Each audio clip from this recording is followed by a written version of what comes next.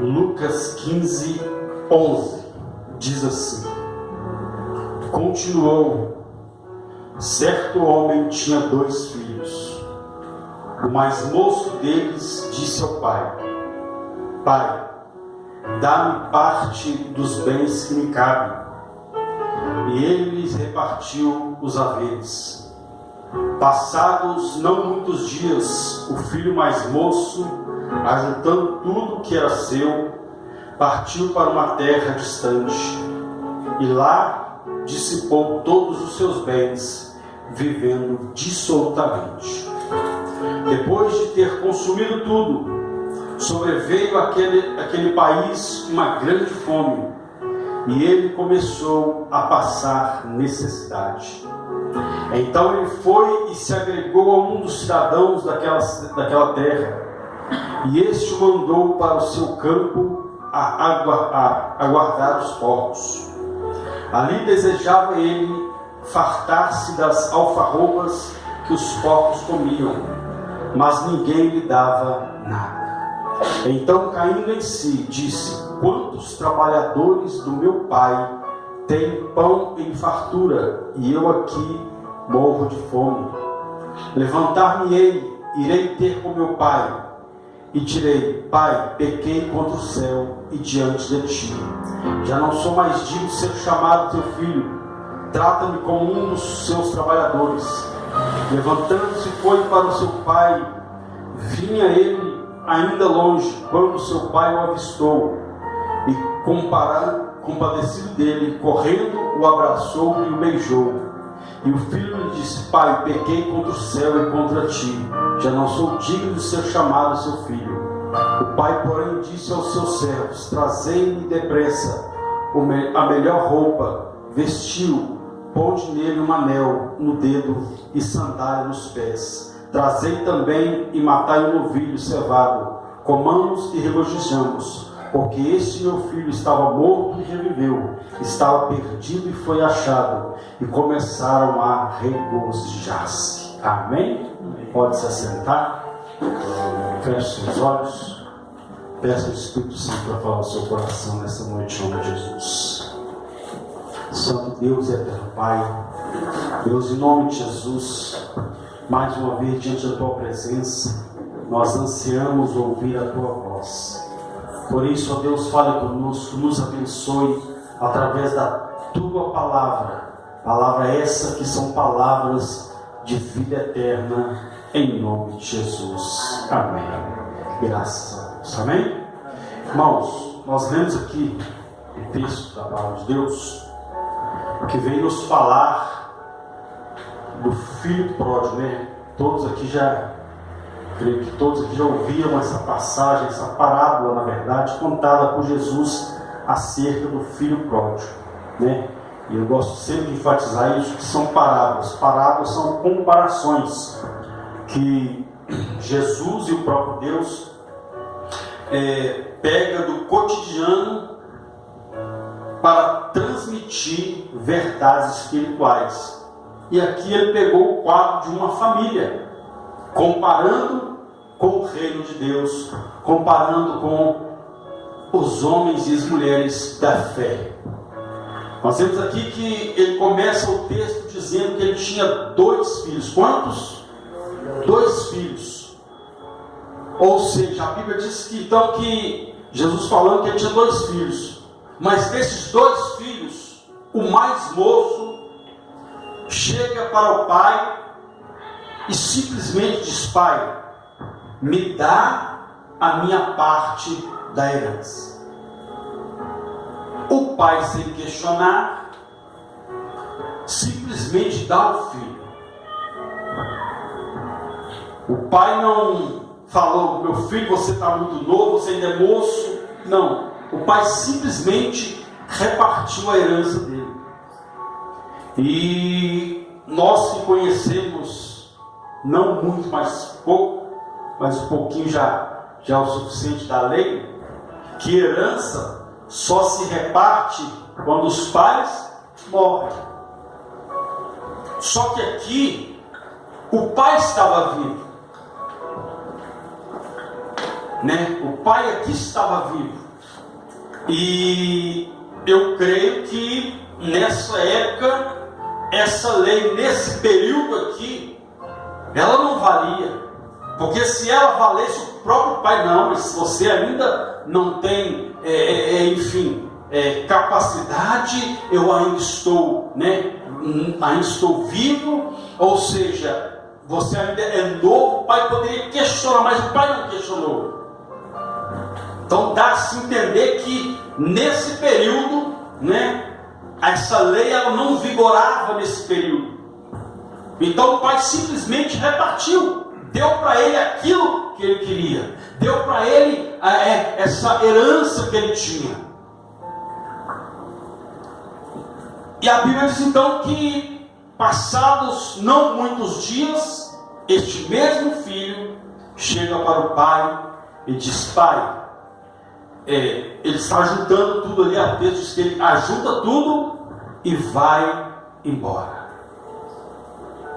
Vai embora. Não sei como foi o diálogo quando ele chega para o seu pai dando a notícia que estava indo embora. Eu só sei que não mostra também o pai dizer: não, meu filho, você está muito... Não. O texto simplesmente mostra que o menino pega tudo e vai embora. Se ele falou com o pai ou não falou, não sei. Eu só sei que o pai ficou esperando ele. Eu só sei que o pai estava lá esperando o seu filho regressar. Por quê? Porque o pai, ele conhece o filho. Quando o filho está, doente, quando ele está com um comportamento diferente, o pai que é perceptível, ele começa a entender que tem alguma coisa errada. Porque esse é o papel do pai, observar os filhos. E o papel que nós vemos na atualidade, nos dias de hoje, são muitos pais que não estão nem aí para o filho. Não quer saber com quem que o filho sai, aonde que o filho está indo, qual lugar que ele está frequentando, o que ele está fazendo, não quer saber nada disso. Quando de repente nós vemos o que acontece aí fora. Quando o pai vai saber, ou o filho está indo sendo preso, ou o filho está nas drogas, está na boca de fumo. Por quê? Porque não se preocupou. O filho simplesmente saiu de casa, não fica dentro de casa, o pai não quer saber o que está fazendo o dia inteiro na rua. E aí vem a notícia: está assim, assim, assim. Então esse é um alerta que nós temos que sim observar os nossos filhos. Enquanto está, como diz por aí, debaixo do nosso teto, temos que observar. Enquanto estão sobre a nossa responsabilidade, temos que observar, temos que orientar, temos que corrigir, temos que, tomar decisões. Porque a própria Bíblia diz que o filho, quando ele é entregue a si próprio, ele envergonha os seus pais. Então tem que haver correção. A Bíblia diz que quando você não aparta da criança a vara, você livra a alma dela do inferno. Então tem que corrigir. Aí a Bíblia diz então que esse menino simplesmente vai. E o pai então está em casa, o filho vai. E a Bíblia diz que ele foi para uma terra longínqua. Pegou tudo que ele tinha e foi embora. O texto diz que ele foi para outro país. Ele não foi para a fazenda vizinha. Ele não foi para a casa de um parente que mora no campo, numa cidade próxima, não. Ele foi para outra nacionalidade. Ele foi para outro país. A Bíblia diz então que ele começou a viver dissolutamente. Tudo isso fora da casa do pai. Fora da casa do pai. O filho está sem proteção. fora da casa do pai, ele está sem orientação. Fora da casa do pai, ele está sem cuidado. Espiritualmente falando é assim. Quando nós decidimos ficar fora da casa do pai, não vamos ter essa sensibilidade de ouvir a voz do pai, de ter esse cuidado do pai, de ter essa orientação do pai. A Bíblia diz que ele vai então viver da sua maneira, da sua forma, sem diretrizes, sem regras, sem orientação. A Bíblia diz que ele foi viver dissolutamente. E a Bíblia diz que ele gastou tudo que ele tinha. Tudo que ele tinha. Por quê? Porque não tinha a presença do Pai, nem para orientá-lo em relação à sua vida monetária, à sua vida profissional, enfim. Ele simplesmente foi gastar, ele simplesmente foi esbanjar o que ele tinha. Aí a Bíblia diz então que ele gastou tudo. E detalhe, ficou sozinho. Porque quando uma pessoa vive dissolutamente, quando ela está abertamente falando bem na fita, como diz por aí, ela está cheia de, entre aspas, amigos, que estão ali para farrear, para, enfim, para toda aquela baderna, mas quando a pessoa está na lona, esses, entre aspas, amigos, desaparecem. Foi o que aconteceu com esse jovem. Ele ficou sozinho. E detalhe, quando ele consumiu tudo, sabe o que a Bíblia diz?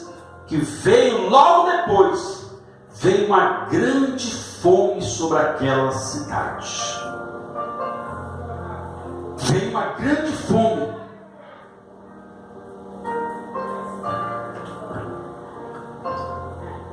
E a Bíblia diz que ele passou a ter necessidade.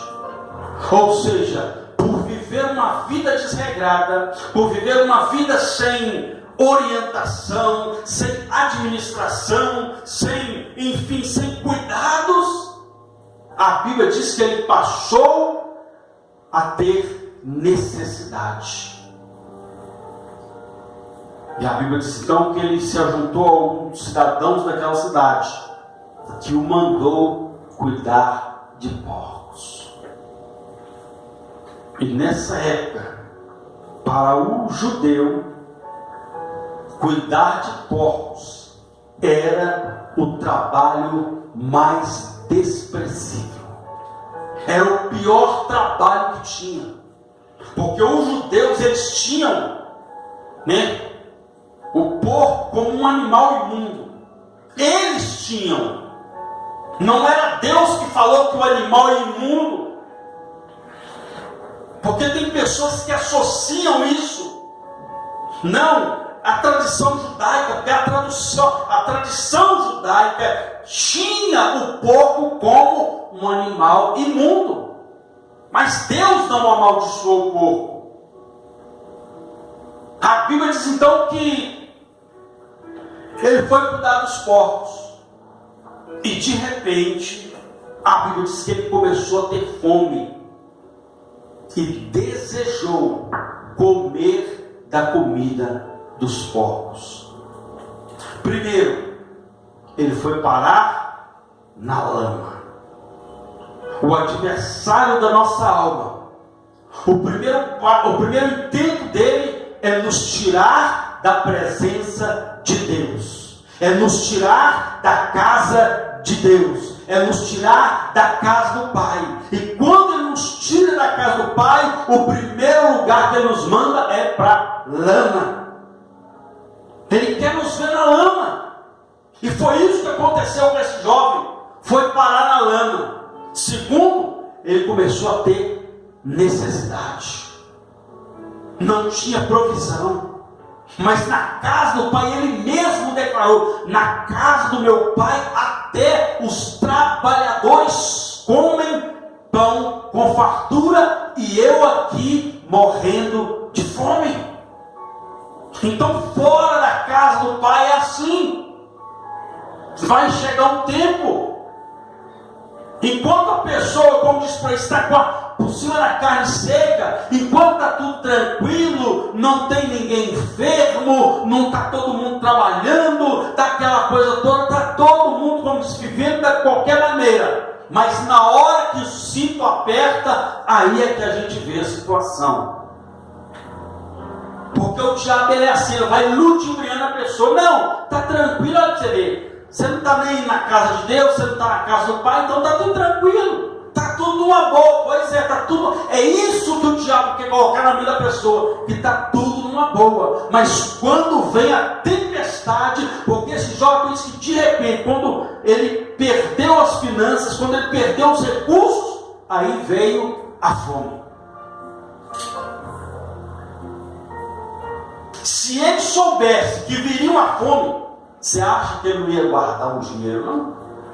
Você acha que ele não ia começar a ter mais prudência em gastar o que ele tinha? Com certeza. Mas momento difícil, ele não avisa que ele está chegando.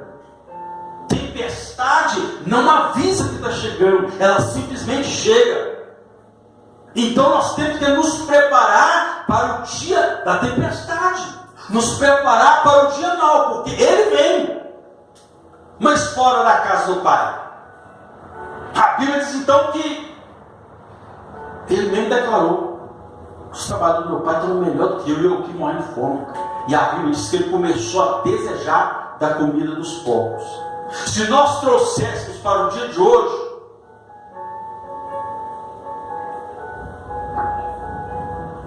principalmente na minha casa, que a gente criava porco, não sei em vocês aqui, mas a gente tratava o porco com lavagem. Se nós trouxermos para esses tempos atuais, a irmã e o Celso, né, cuida de porco, então ele trata com ração. Mas aqui eles tratavam com alfarrobas. O que era alfarroba? Alfarrobas era uma espécie de vagem. É como se fosse uma vagem o alimento dos porcos. Então ele começou a desejar o alimento do porco.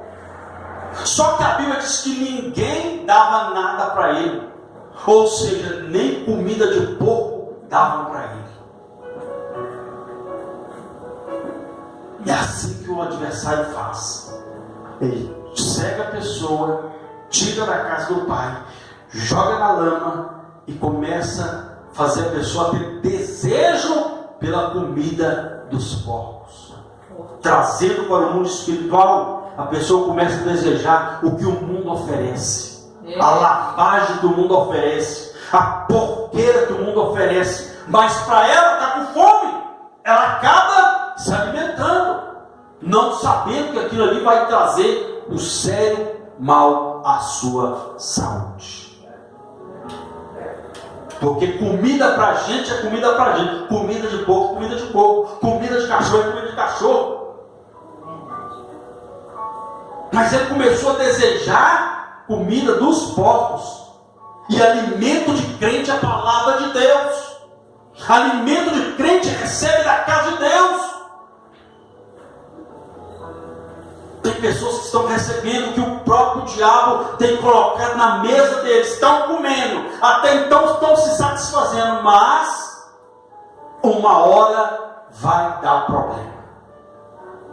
Isso é fato.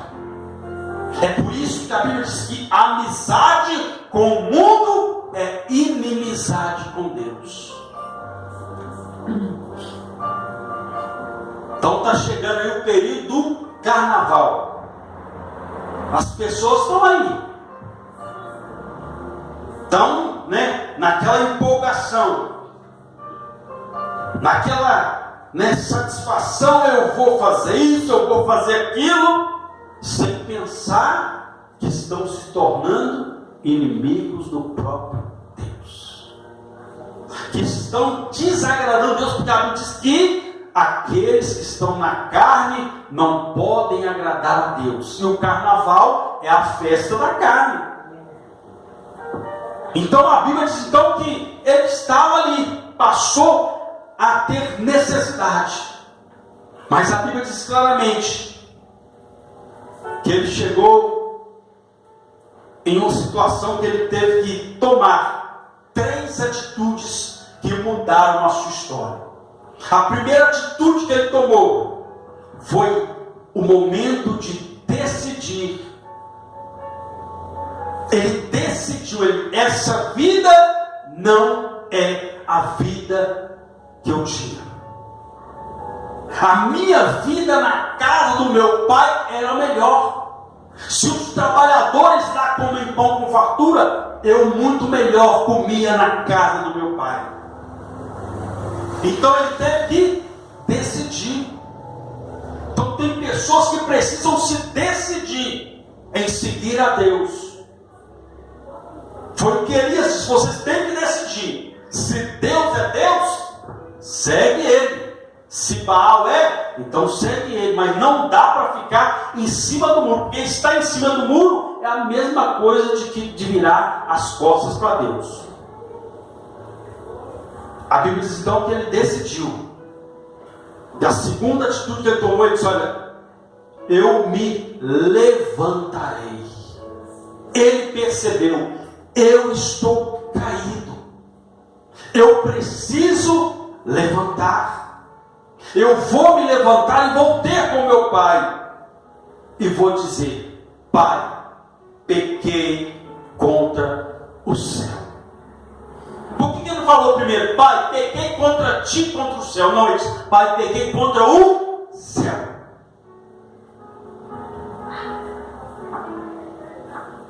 Por que ele pegou contra o céu? Porque a Bíblia diz que toda autoridade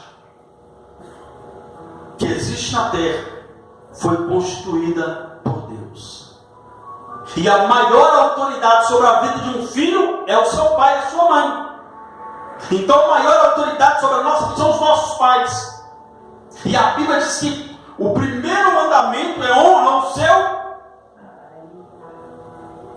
e a sua mãe, para que se prolongue os seus dias na terra. Então por isso que ele disse: pequei contra o céu. Porque quando você desobedece o pai e a mãe, automaticamente está entristecendo o coração de Deus. Está deixando de obedecer uma autoridade que Deus construiu sobre a nossa vida, que são os nossos pais. Primeiro, que eu já disse que ele era um rapaz moço, ou seja, ele ainda não tinha responsabilidade suficiente para seguir a sua vida. A Bíblia diz então que ele disse: levantar-me-ei e irei ter com meu pai. Ele decidiu, ele se arrependeu, ele tomou uma atitude de se levantar e ir até o seu pai. Ele disse: Pai, pequei contra o céu e pequei contra ti.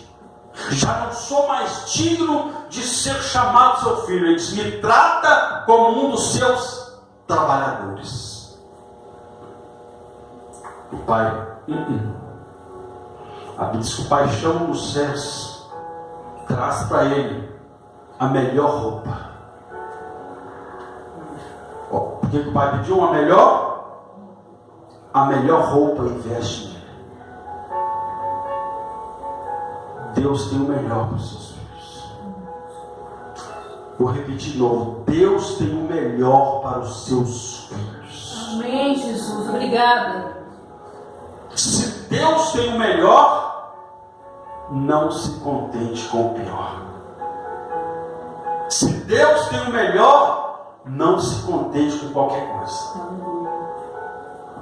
A Bíblia diz que Deus traz a melhor roupa, porque o pai sempre quer o melhor para o seu filho.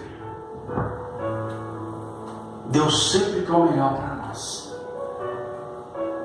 Aí a Bíblia diz que ele fala: veste a melhor roupa, coloca nele um anel. Anel significa autoridade. A Bíblia diz que Deus nos deu autoridade para pisar em serpentes e escorpiões. Sem autoridade, foi parar na lama. Sem autoridade, começou a padecer necessidade. Sem autoridade,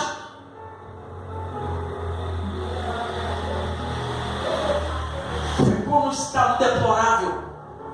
Mas com autoridade, todos iam reconhecer aquele anel. Aquele ali é filho do fulano de tal, do fazendeiro fulano de tal. Se o pai fosse o rei, aquele ali é filho do rei, é o príncipe, é o filho do rei fulano de tal. E quando nós recebemos a autoridade de Deus no mundo espiritual, o diabo olha e diz: naquele ali eu não posso tocar, porque ele é filho do Deus Todo-Poderoso, ele é filho do Altíssimo, ele é filho do Altíssimo.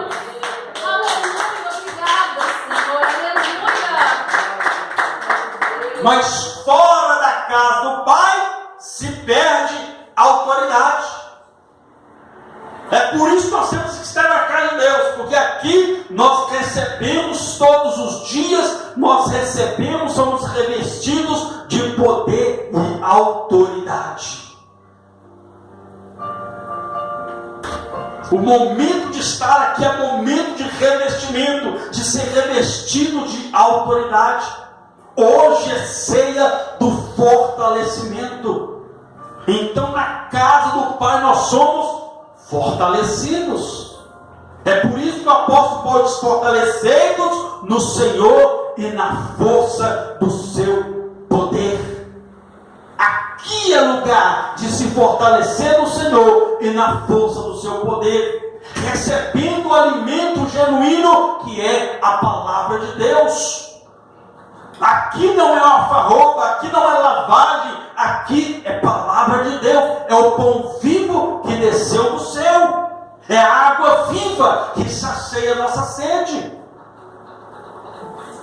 E terceiro, o pai fala com ele, com o ser sal: coloque roupas novas. E a Bíblia diz claramente que quando nós estivermos com o nosso Pai Celestial, Ele tem vestes novas, vestes brancas para colocar sobre nós. Coloque vestes nele, roupa nova, ponte um anel no dedo e sandália nos pés. Se o pai disse sandália nos pés, porque ele estava descalço. E naquela época, todo escravo andava descalço. Então, fora da casa do pai, a pessoa é um escravo e acha que é livre. A pessoa é escravo e acha que é liberto. Liberto é só quem está no caminho. Jesus disse: eu sou o caminho, eu sou a verdade, e conhecereis a verdade vos libertará. Então quem está fora da casa do Pai pensa que é livre, mas é escravo. É Deus. O diabo coloca na mente: eu sou livre, eu faço o que eu quero da minha vida. Vamos ver na hora que a dificuldade bater, se você faz o que você quer da sua vida.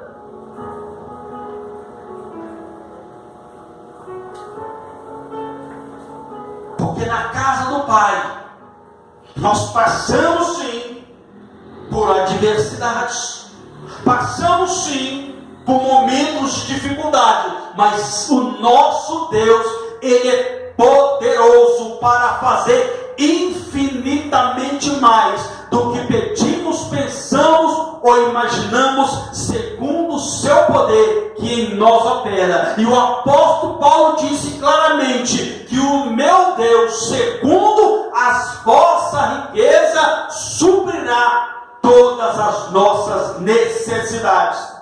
Aleluia. Então aquilo que nós precisamos está na casa do pai. Então, fora da casa do pai, ele era um escravo. Então o pai disse: olha, meu filho, você não é escravo, traz uma sandália e coloca no pé dele.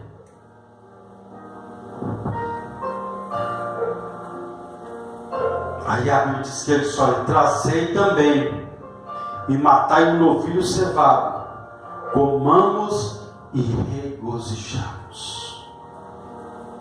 A casa do pai também é lugar de festa, é lugar de alegria.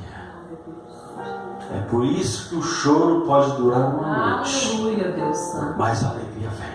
Glória a Deus. Glória a Deus. O choro pode vir, mas a alegria vem.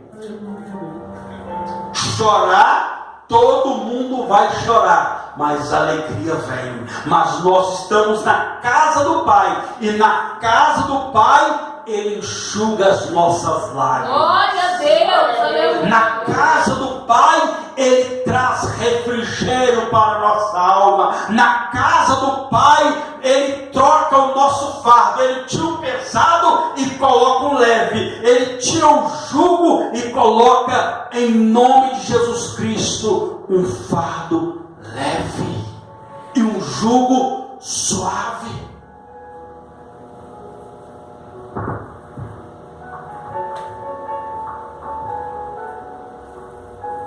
A Bíblia diz então que ele diz: porque este meu filho estava morto. Fora da casa do Pai só há morte, obras mortas. Tudo fora da casa do Pai é obra morta. Ele disse: o meu filho está morto, estava morto. É por isso que o apóstolo Paulo desperta, e foi isso que esse menino fez. Ele despertou: opa, na casa do meu pai era melhor. O apóstolo Paulo: desperta, tu que dormes entre os mortos, e Cristo te esclarecerá. Porque o meu filho estava morto e reviveu, estava perdido e foi achado. E começaram a se alegrar. Ele está bem, deixa eu ver claro: fora da casa do Pai é só perdição. Ele disse: o menino estava perdido. O menino estava morto e perdido. O menino estava escravizado. Mas na casa do Pai não. Na casa do Pai Ele tem cuidado. Na casa do Pai Ele tem proteção. Na casa do Pai Ele não é escravo. Na casa do Pai Ele é filho. Glória a Deus. Aleluia. Filho. A Bíblia diz então que eles começaram a se alegrar, porque o menino entendeu: não há melhor lugar do que estar do que na casa do Pai. Aleluia. Amém?